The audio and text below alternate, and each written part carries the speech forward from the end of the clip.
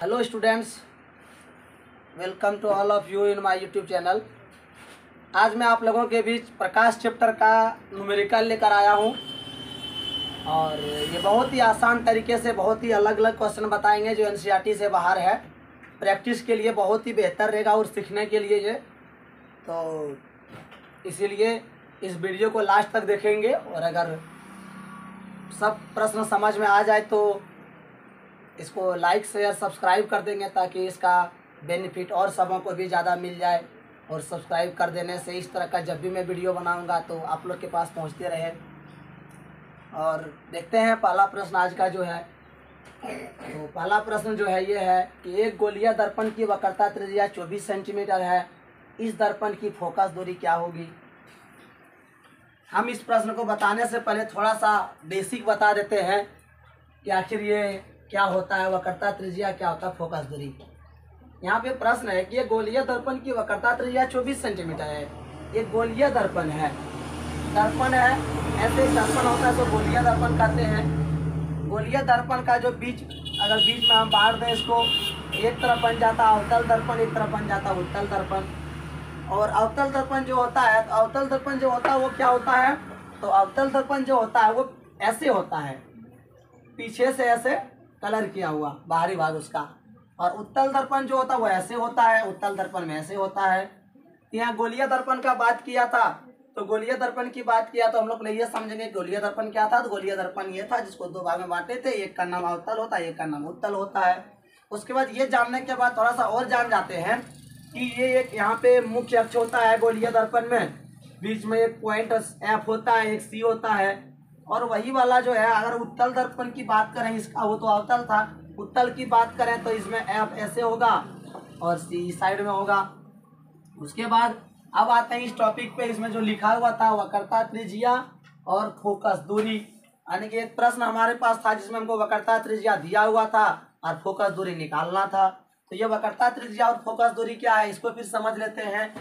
तो ये सी से लेकर इस जगह तक का जो लेंथ है, ये लंबाई जो है ये वक्रता त्रिज्या कहलाता है। और इस जगह से लेकर यहाँ तक का जो दूरी है वो फोकस दूरी कहलाता है। और उसके बाद ये फिर जान लेंगे कि ये वक्रता त्रिज्या ये फोकस दूरी, तो इसमें क्या होगा, तो इसमें वक्रता त्रिज्या यहाँ से लेकर सी तक का ये आर हो जाएगा राइट साइड में, और इसमें क्या हो जाएगा एफ हो जाएगा।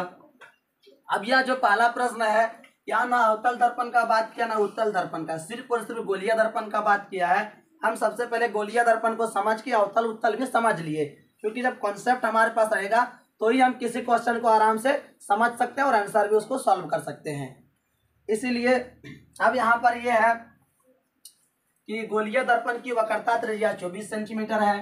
तो हम लोग अभी जस्ट देखें कि वक्रता त्रिज्या को आर से हम यहाँ पर इंडिकेट किए थे। तो हमारे पास आर बराबर क्या हो गया, तो आर बराबर हमारे पास हो गया 24 सेंटीमीटर। अब क्या बोलता है कि इस दर्पण की फोकस दूरी क्या होगी। अब इसकी फोकस दूरी क्या होगी, तो फोकस दूरी को जस्ट हम लोग अभी देखें इसको स्मॉल एफ से इंडिकेट करते हैं, यानी कि हमको स्मॉल एफ जो है ये वाला हमको निकालना है। एक गोलीय दर्पण की वक्रता त्रिज्या मालूम था, फोकस दूरी निकालना था। अब आर और एफ जो है इन दोनों के बीच एक रिलेशन है।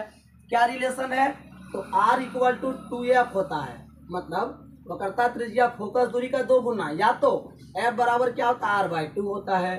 तो अब हम यहाँ देखेंगे कि हमको प्राप्त क्या करना है, यहाँ पे हमको एफ निकालना है, एफ का फार्मूला लिखेंगे। एफ इक्वल टू फार्मूला होता है r/2, तो हम यहाँ पर लिख देंगे r/2, आर हमारा है 24, तो 24/2 करेंगे, 2 का टेबल में ये 12 बार में कट जाएगा, तो ये 12 सेंटीमीटर इसका आंसर हो जाएगा। उसी प्रकार अब इसको देखेंगे, इसमें भी वही बात बोला कि उत्तल दर्पण की फोकस दूरी निकालना है, इसमें भी हमको क्या निकालना है, इसमें भी हमको एफ ही निकालना है जिसकी वक्रता त्रिज्या 36 सेंटीमीटर है। आर जो है वो कितना है, 36 सेंटीमीटर है। क्या बोला यहाँ पे कि फोकस दूरी निकालना है, वक्रता त्रिज्या 36 है, लेकिन इसमें लिख दिया है, इसमें लिख दिया कि ये उत्तल दर्पण है। और उत्तल दर्पण लिख दे, अवतल दर्पण लिख दे, तो हमको यहाँ प्लस माइनस लगाना होगा, जानना होगा कि प्लस देंगे या माइनस देंगे। और जो दूरी जो लेंथ दर्पण के ध्रुव से लेफ्ट साइड में बाई साइड में होता है वो माइनस होता है, और जो राइट साइड में होता है वो प्लस होता है। तो इस हिसाब से हम समझेंगे कि जब उत्तल दर्पण है तो उत्तल दर्पण में जो आर होता है वो तो राइट साइड में होता है, इसलिए यहाँ पर हम क्या करेंगे, उसको प्लस लगा देंगे। और आर बराबर हमारा 36 सेंटीमीटर है, एफ हमको निकालना है। तो एफ का जो फॉर्मूला होगा वो क्या होगा, r/2 होगा। फिर आर का वैल्यू हम 36 लिखेंगे, /2 कर देंगे, तो ये हो जाएगा 18 बार में, तो ये 18 सेंटीमीटर हो जाएगा आंसर। अब देखो ध्यान से अगला प्रश्न जो आज का है, तीसरा नंबर प्रश्न है कि यदि एक अवतल दर्पण की फोकस दूरी 20 सेंटीमीटर है तो इसकी वक्रता त्रिज्या क्या होगी। हम पहले ही कह दिए हैं कि बहुत ही अलग तरीके से हम बताते हैं, अलग तरीके से बताएंगे। मेरा टारगेट है कि कमजोर से कमजोर बच्चे भी सीख जाए और तेज बच्चे भी सीख जाए, उनको भी काम आए, ठीक है।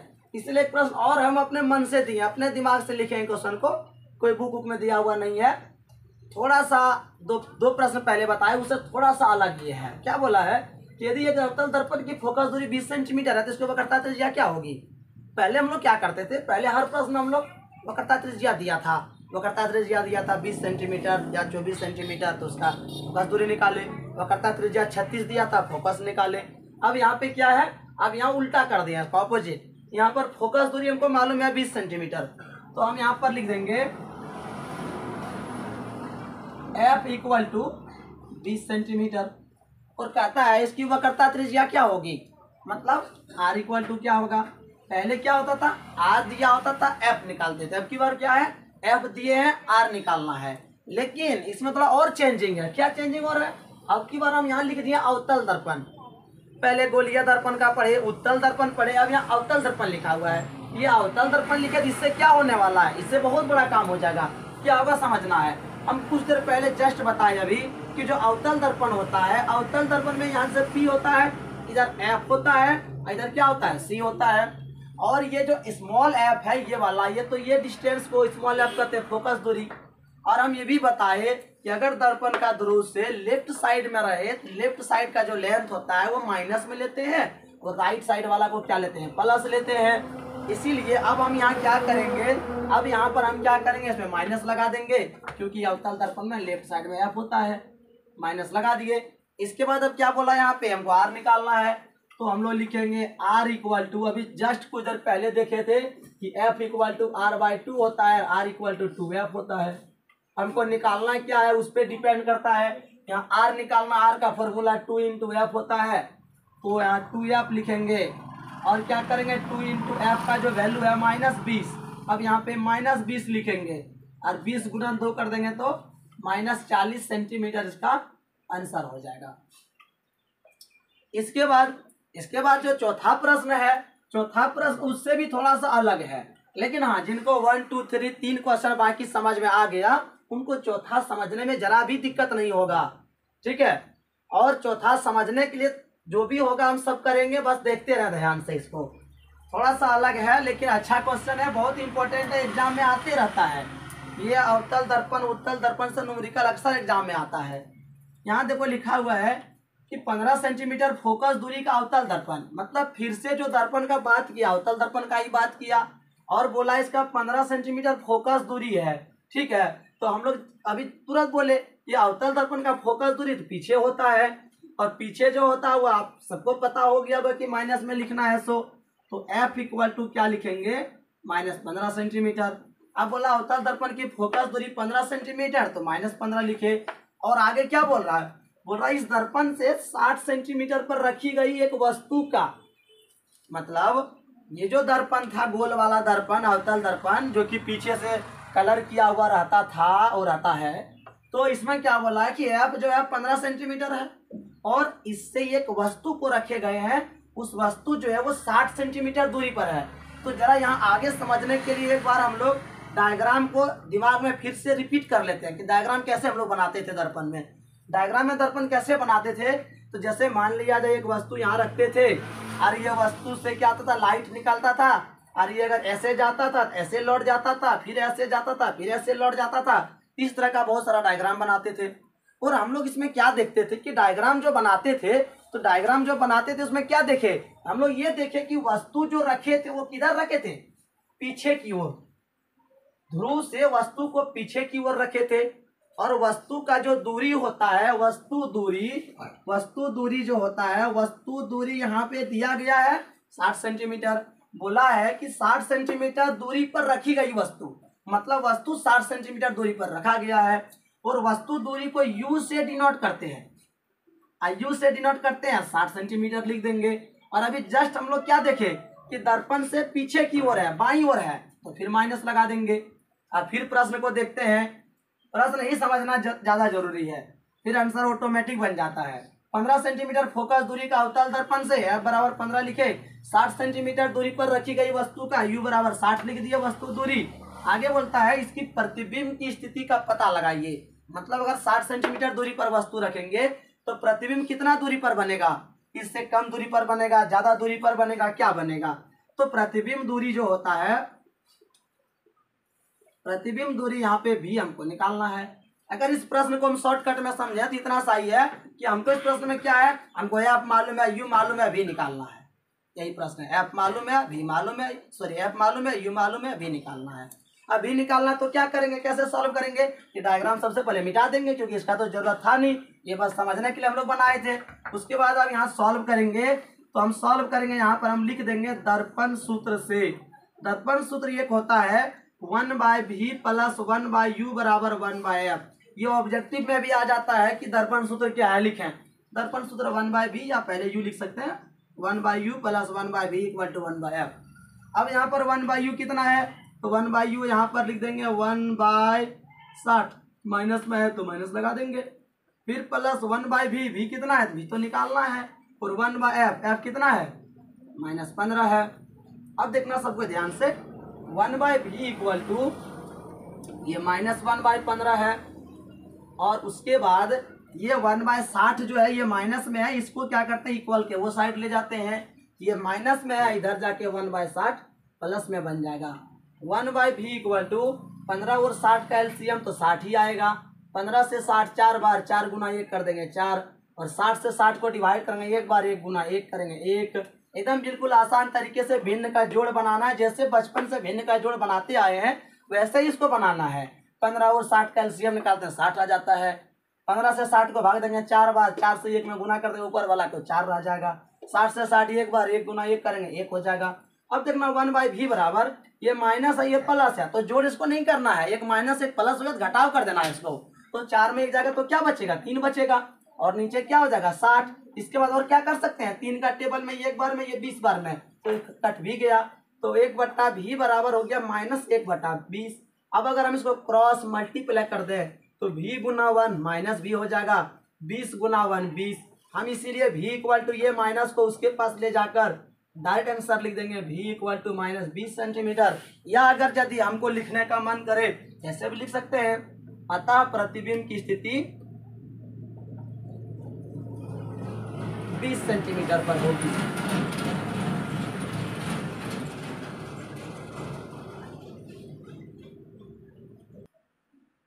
देखिए हम तो ज्यादा लंबा वीडियो नहीं बनाते हैं, ये आज का लास्ट प्रश्न होगा, उसके बाद जो होगा अगले वीडियो में फिर लेकर आएंगे, ठीक है। और ये भी ज्यादा हार्ड नहीं है, थोड़ा सा अंतर है, बस थोड़ा थोड़ा करके चेंजिंग करते गए हैं, धीरे धीरे इसमें हार्ड क्वेश्चन को लाएंगे। एक उत्तल दर्पण की फोकस दूरी 15 सेंटीमीटर है। अब जो है दर्पण वो कौन सा दर्पण है, तो उत्तल दर्पण है, उत्तल का डायग्राम बना लेंगे हम लोग। और उत्तल दर्पण जो होता है वो ऐसे रंग किया हुआ रहता है, यहाँ पर P होता है, यहाँ पर F होता है, और यहाँ पर C होता है। और उत्तल दर्पण में उसकी फोकस दूरी 15 सेंटीमीटर है, फोकस दूरी ये वाला ना हो गया, F इक्वल टू 15, ठीक है। तो अब लिखेंगे F इक्वल टू 15 सेंटीमीटर। उसके बाद ये क्या करेंगे, हम प्लस लगा देंगे, क्यों, क्योंकि ये राइट साइड में है तो प्लस लगा दिए।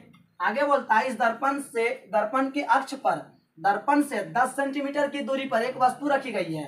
अब ये दर्पण के अक्ष से 10 सेंटीमीटर दूरी पर वस्तु रखे हैं, तो जब उत्तल में हम लोग डायग्राम बनाते थे उसमें भी देखे हैं कि इधर ही वस्तु को रखते थे और ऐसे जाके वो परावर्तन होता था। तो अब जो वस्तु रखा गया वो कितना दूरी पर रखा गया है, 10 सेंटीमीटर पर।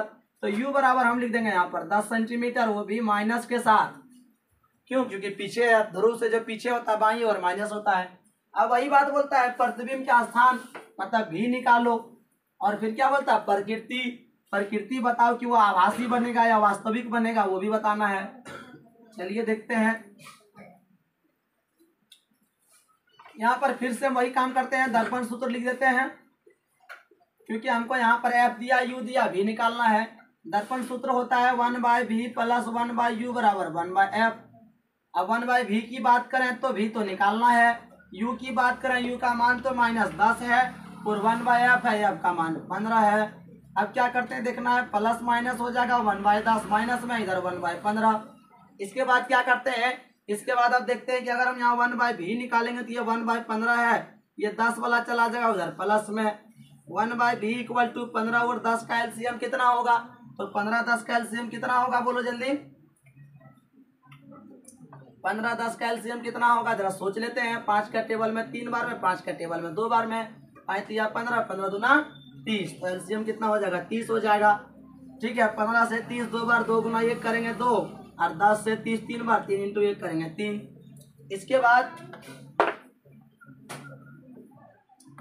इसके बाद आगे बढ़ेंगे। 1/v इक्वल टू 3 और 2 5/30, 5 का टेबल में 1 बार में, 6 बार में, 1/v बराबर 1/6, क्रॉस मल्टीप्लाई करेंगे, v इक्वल टू 6 सेंटीमीटर।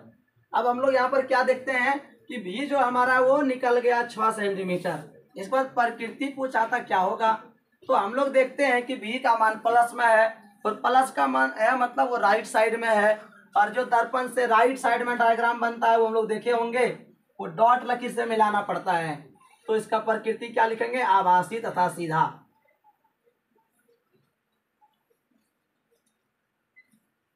ठीक है, और फिर चलिए अब नए वीडियो में मिलते हैं। तब तक के लिए इसको बढ़िया से पढ़ लीजिए और खाइए पिए, मस्त रहिए, दुरुस्त रहिए, स्वस्थ रहिए।